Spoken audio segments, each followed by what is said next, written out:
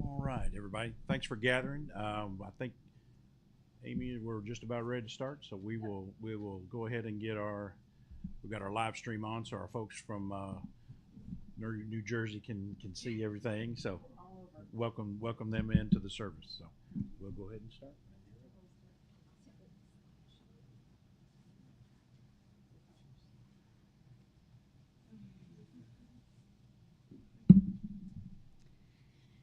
All right. Hi, everybody.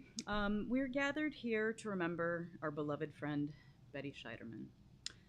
It's very hard to lose a friend, especially one as kind and as full of life as Betty. But there is comfort in coming together to grieve and to share. I want to welcome everyone who's joining us today. I especially want to welcome Betty's husband, Art, and her daughter, Amy. Betty's siblings could not be here today, but I wanted to acknowledge and thank her brother Dave and her sister Vicky for coming to spend time with Betty and the family in August while she was still here with us. To all others who would have liked to be here, let us trust that they are here with us in spirit. My name is Laura McCullers. Betty's daughter Amy is one of my dearest friends, and I'm grateful for the opportunity to welcome you today on the family's behalf. I most often spent time with Betty when Amy and I stopped through Berea on our way to various vacation adventures. I was always welcomed with smiles and hugs and a hearty meal after the long drive. And staying with the Scheidermans always felt like staying with family, and I've been grateful for your deep generosity and kindness. We're sad today and probably will be for a while, and some of us may not be too sure how we feel. I want you to know that however you feel is okay. This is a safe place. Tears are okay, smiles are okay. Laughing is okay, and being silent is okay. There's no wrong way to feel. Just take good care of yourself. If you don't feel comfortable saying anything, you don't have to. If you need a break, please take one. I'd like to invite Betty's family to speak a few words now. Afterwards, we would like to encourage anyone to come up who would like to share a story of their own, if they're moved to do so. First to speak will be Betty's cousin, Beth, who I hear was much like a sister to her, followed by Betty's husband, Art, and then their daughter, Amy. Beth?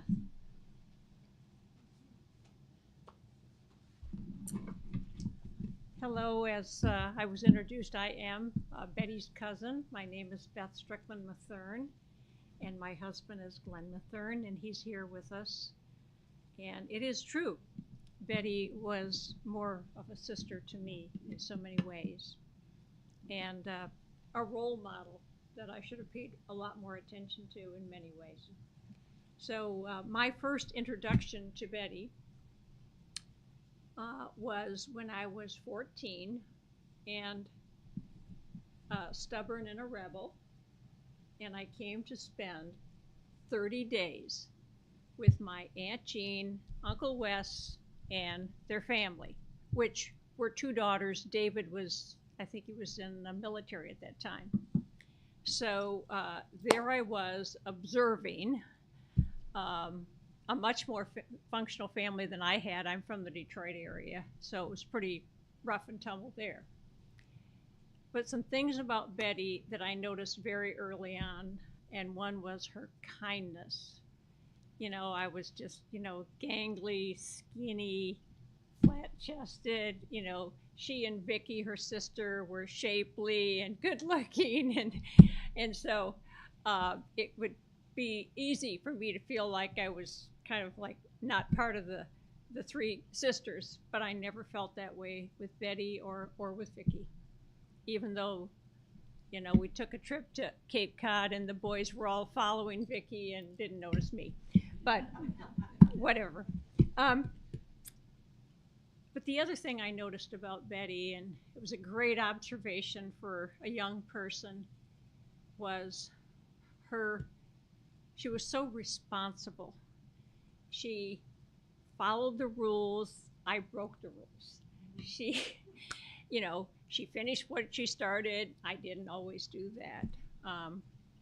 She was engaged to art when I met her, and very, very excited about that, and about having children. So it was fun to kind of experience that with her. She was a beautician at the time, and I had very curly hair, and it was wild. And she helped me to get it tamed, which I was very grateful for. But it's just part of who she was, a very ordered woman, a very organized woman, a very kind woman. Later I'll read in Proverbs 31 what a virtuous woman looks like, and there are many connections. For me, my when I observed that she was the rule maker, with that came responsibility, and she was a very good daughter. She loved her parents, did many things for them as they were aging, not just when I was there that time for a month, but I would come back and visit pretty much every year for the next, you know, several decades. And I noticed that she would continue to do more for them, and then eventually they moved closer as they aged to where she lived, which was the other side of, it was in PA actually. So these were real life lessons, and I felt like it would be easy for her to have sort of ignored me. She had her own friends, was getting married, was a beautician, very busy, but she didn't. And she would spend time with me, and we would chat, and I would learn things. And one of the things I learned is that I have absolutely no talent for sewing, zero. So, in large part, I was a pretty good student, but I came home once with a C on my report card with a number that said it was a sewing class. Subject is very difficult for student. And that never changed. But I observed Betty, and these are really works of art. I mean, that's how I see them as I look around and I look at her book. These are works of art from an artist, a very creative person who had an incredible attention to detail. That, I mean, I don't even see the world like that, and then I look at it and it just brings a new dimension for me. So I was always very much in awe of that. Her sister, actually, Vicky, wanted to go to the New York School of Design. So this is a very artistic and creative family. When I think about how responsible Betty was and how kind she was, I think about how every week her mom would go down to her shop and get her hair done, and how she would, take her mom to the grocery store. Her mother, my beloved aunt, suffered from scoliosis and went from 5'11" to 5'5". And so it was very serious, and it affected her walking mobility and other things. But Betty had such a soft, gentle heart, that she just continued to be, I thought, because I was not, a very model daughter. And then we come to Betty getting married and the wife that she was to you, Art, in terms of loving and responsible and supportive and there for you. These are life lessons that will stay with me. And she wanted to have a baby, and she did. Took a little time, but she got there. And she was incredibly happy. I remember speaking to her when she was pregnant for you, Amy. And it was just a blessed time for her. And once again, she took joy in sharing her love, her craft, her kindness, and her ability. I called her the peacemaker. She could kind of take a situation that was fairly chaotic, whether it was in her own home or perhaps in someone's life that she was doing their hair, and bring a sense of calmness. And I don't know if some of you can relate to that, but she definitely did that in my life. And she was one that was incredibly consistent. So there are people that are good at things for a period of time, but it seemed like her entire life was filled with being a responsible person, happy person, joyful. I just never heard her complain about anything. And she, near the end, I'm sure had plenty of things to complain about.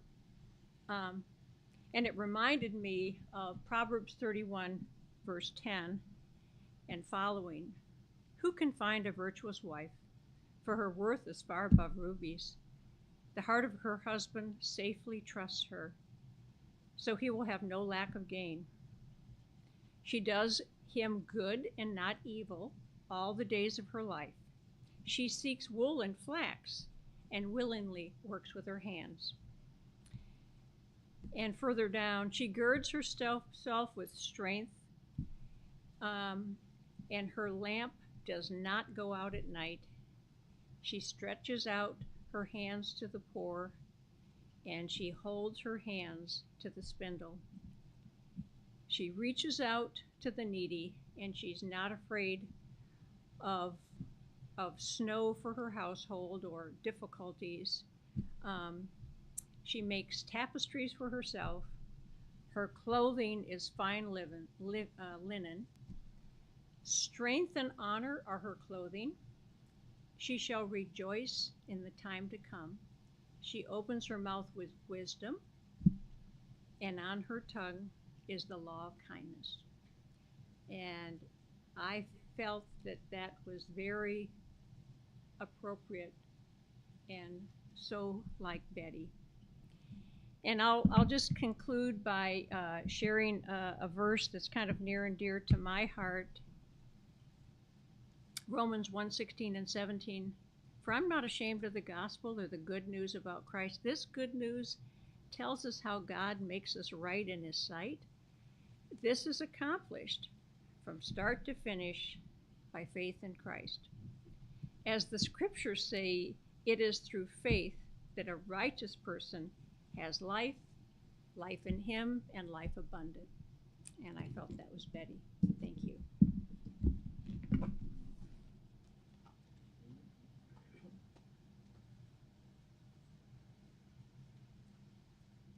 Just want to thank you all for being here today. I'm usually a regular chatterbox, but not used to being up here. But I wanted to thank Lakes for the wonderful facilities and how they've been taking care of us. And I don't know if any of you have noticed it, but there are 2 urns up here. One's for Amy, that's the wooden box one. And the other one is for me, and we just wanted to have both of them so that from here and into the future that Amy and I can share a part of Betty. And the spray is beautiful. And trying to remember what else I can say here. Betty and I were married for 56 years. We ricocheted off of each other. She put up with my idiosyncrasies, and I put up with hers. She didn't have a whole lot of them. I think I have more than she did. But we were blessed enough to just share that and keep each other. I'll have to say, I mean, I'm not trying to get misty-eyed or anything, but I have told her many times during this illness that I love her dearly. I always will. And hopefully God will take care of her up there. And I think that was, I thank Foley's for the wonderful spray they've done, and for all of you folks for being here, and also for all the cards we've received. And I think that sums it up for me. Hope I was I wasn't too long, but hopefully I wasn't too brief either. So Amy, it's your turn.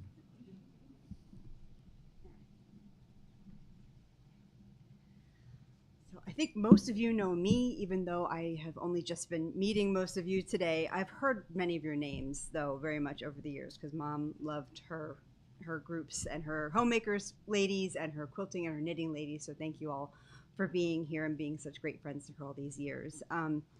There's a lot to say about my mom that I'm struggling to encapsulate it all. So aside from all of her talents in crafting quilts and knitting and baking, she was just good at being a mom.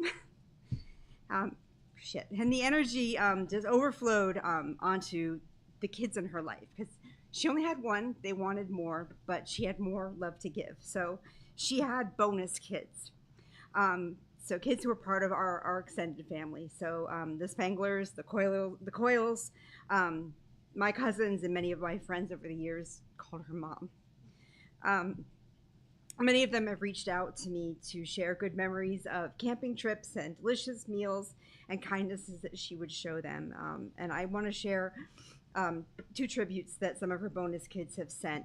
This first one is from the Spanglers. So that's Eric, Jamie, and Kathy. Marilyn and my mom were friends before they were married. And so I've been friends with these kids since we were born. So Jamie and Eric and Kathy worked on this together. They said, our Aunt Betty was such an important part of our lives. Some of our best memories are the times our families spent together, camping at the Jersey Shore, walking the Wildwood Boardwalk, and being in the home with Uncle Art and Amy, sharing dinner, playing games, riding bikes, and playing on the ColecoVision. That doesn't date it. Does anybody remember ColecoVision? So we'll never forget her amazing baking, her date nut bread, and especially her famous Christmas cookies with coconut bearded Santas and chocolate mint bars. She also shared her gift of craft with us, from handmade Cabbage Patch dolls when we were little to helping with a prom dress, a wedding veil, and baby quilts as we grew through the decades. These happy memories will always stay with us, and we'll remember and treasure Aunt Betty with happiness and love. And that's again from Eric, Jamie, and Kathy Spangler. I have a tissue.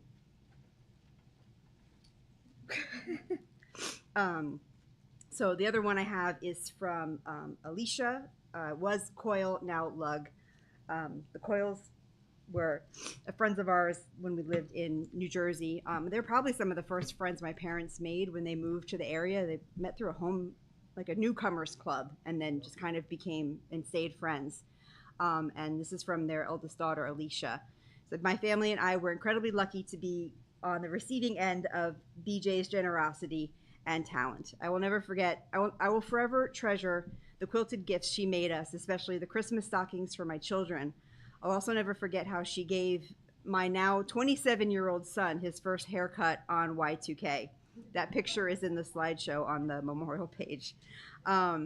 Every time my double delight roses bloom, I think of her. She was the one who introduced me to my favorite flower. That's the double delight. And she will be missed deeply. And so that's from Alicia and family. And so just one last thing, Mom was also an avid gardener. As many of you might know, the gardens in her house in Berea were nothing compared to what she had in New Jersey. She had rose gardens and over 100 rose bushes at one point, and just some beautiful things. And she loved to plant for the pollinators, especially butterflies. So the zinnias in the vase in the back came from her garden.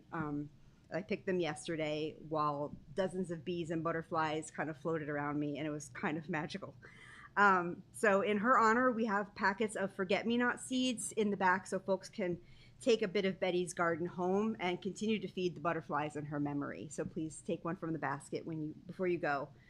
And so with our remaining time, we're going to open the floor to anyone else who has a memory or a story to share. I think Aunt Donna had said she wanted to go next, and then once she's finished, anybody else who feels called can please come up and share a story or a memory. So.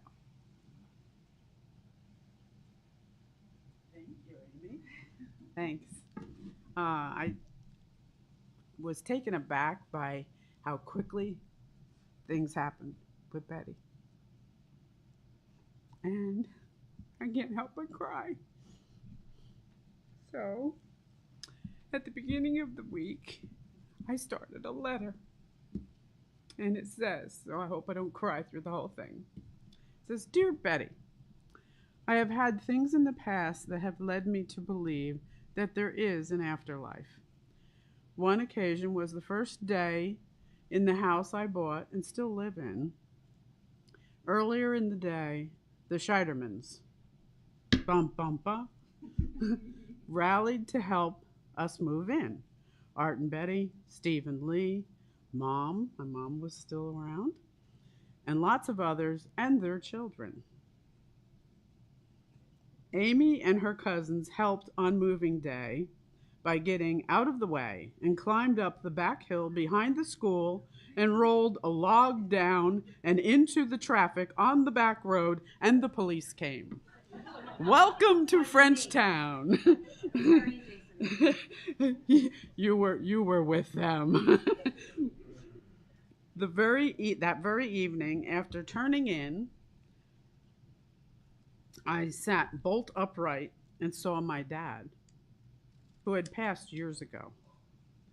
He was sitting on the hope chest with his legs crossed and his fingers pressed into his temple, and he nodded his head.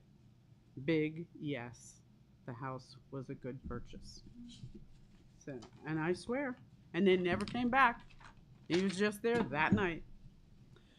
My mom made sure she called each one of us on our birthday at the very time we were born. Poor Steve, he was born at midnight. Every 21st at 10:10, she would call me and say, "Okay, you're born now, happy birthday." Hundreds, if not thousands of times, I have been blessed with sightings of 10:10. On the clock, and fortune cookies, and now even my husband sees it. He goes, "It's 10:10. I have smelled her perfume, Lorgan by Cody. I don't know if they make it anymore, but I've smelled it in the house. My dad was afraid of screech owls because when he was a small boy, one flew in the room from an open window and landed on the foot of the bed and screamed.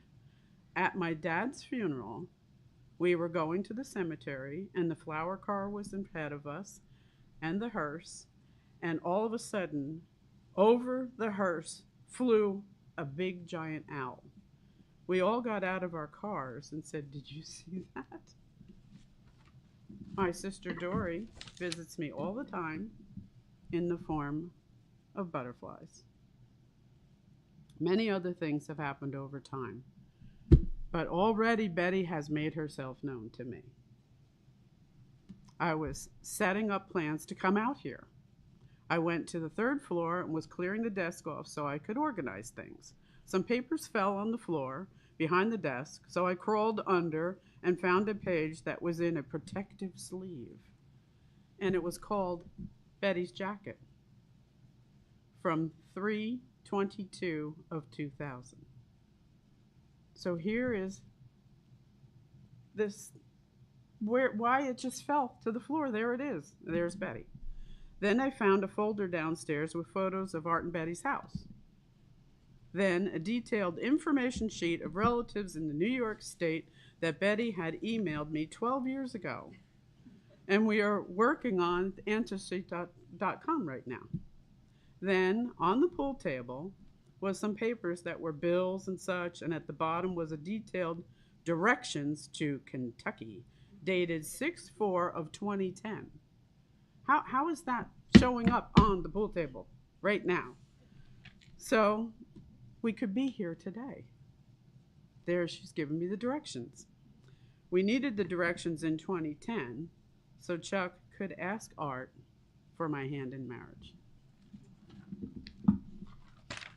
And it was very detailed directions on how to get here. And it's still the same. So Kentucky, good, glad you're. Photos I found about a month ago showed Art and Betty and Marion, and it's at Steve's house. And lo and behold, Wes and Jean's house, their neighbors, are in the background. They moved there after Steve had his house. So then Adam sent me a note that said, hey, I talked it over with my mom, and we are not going to be able to go out to Kentucky. My car is not up to it. And then, oh my God, you ready for it? It was sent to me at 10:10 p.m. I had clipped a recipe and was putting it in with my others and found the article on the back side of the recipe said, sleep better with grandma's quilt. And a handwritten recipe that I will pass on to you today is Jean's Super Beef Soup. Now, I don't know if you're a vegetarian. Very good. Then this one's for you. And lastly, my Christmas tree is always adorned at the front of the tree with dozens of handmade ornaments from Art and Betty, always and forever, in my heart and soul. P.S. Oh, and Betty, Chuck and I were admiring the quilts. And Chuck said, oh, there's a catalog of the quilts. And he flipped it open right to the one that I referred to earlier, Betty's jacket. You can't make this stuff up. I will miss her.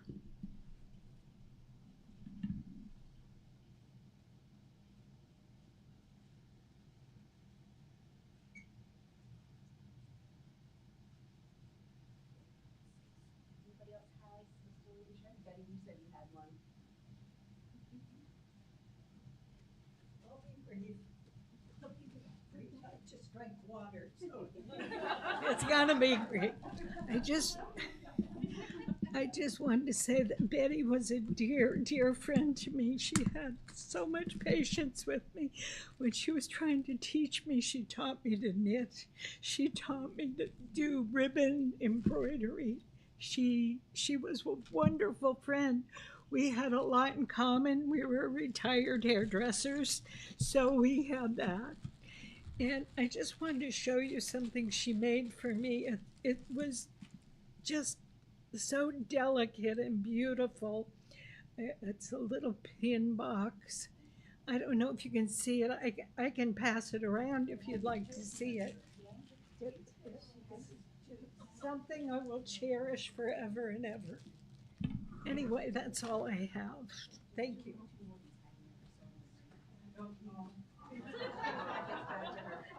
We'll make sure it gets back to you. I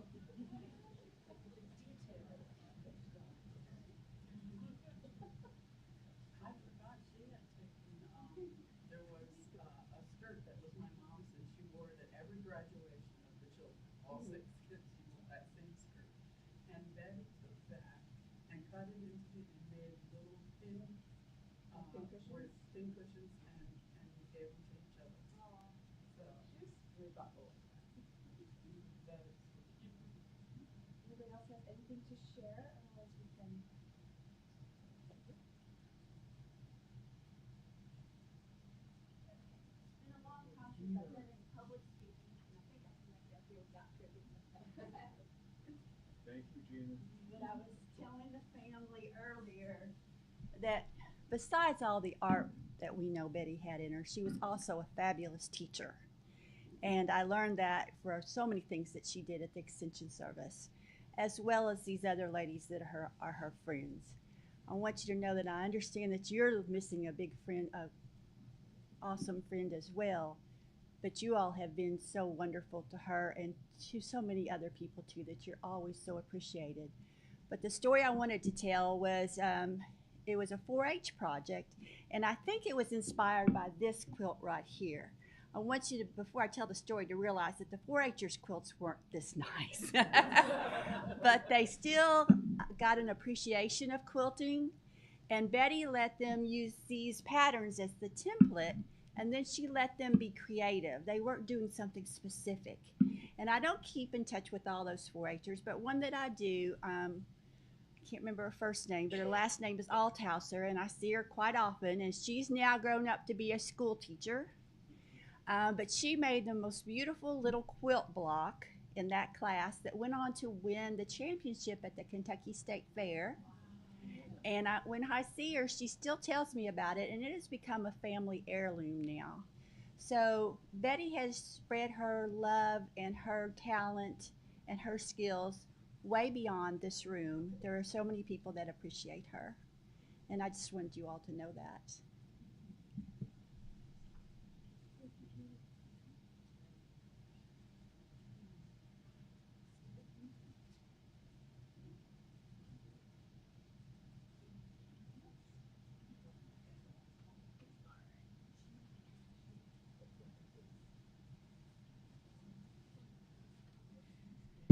All right. So just to conclude this, thank you all so much. It was wonderful to hear the memories and the stories that you shared. And I don't know, feel like it made me a little closer. Let me read the poem. Okay. So after all this, if you please just, family's asked if you'd join me in a moment of silence to honor Betty and the ways in which she impacted and inspired all of our lives.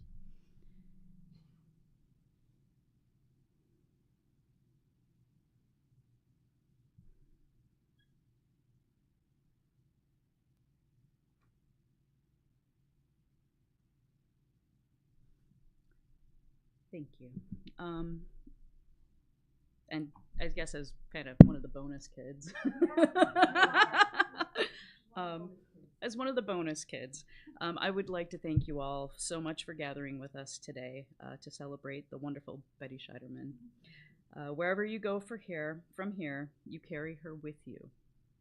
Please remember to grab a seed packet from the back table on your way out to honor her memory by adding a little extra beauty to the world. Thank you.